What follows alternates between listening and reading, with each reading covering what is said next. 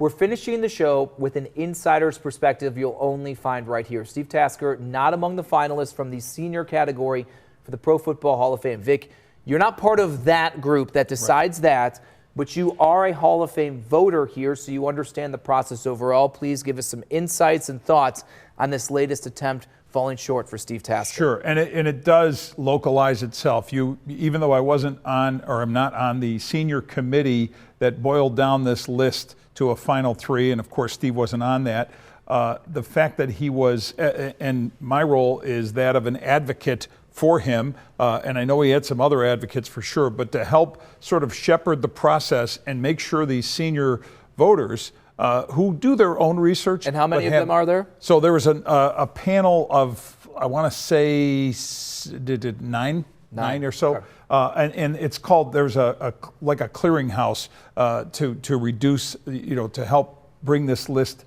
from what it was. So it went from 50, Steve was there at 50 plus, then 30 plus, because ties are included.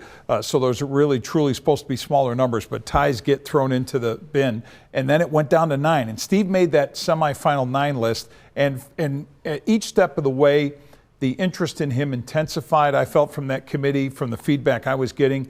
I also want to say that Mark Gaughan, former Hall of Fame voter who championed Steve's cause from modern era through his, all the way through, but I've been part of the voting, having replaced Mark from Buffalo, and then getting input from Bill Polian, who was on that senior committee, and he was the guy who acquired Steve off waivers by the Bills, Marv Levy, and he told the story to me about Northwestern having seen Steve there when they were in the United States Football League Chicago Blitz team back in the USFL days, and the Buffalo Bills themselves. All the information they were able to provide, video and so forth, all this material that we were able to kind of gather together and pass along. Be the advocate and then hope the voting would go in that direction. So I think it's a good sign that he made it to the 9.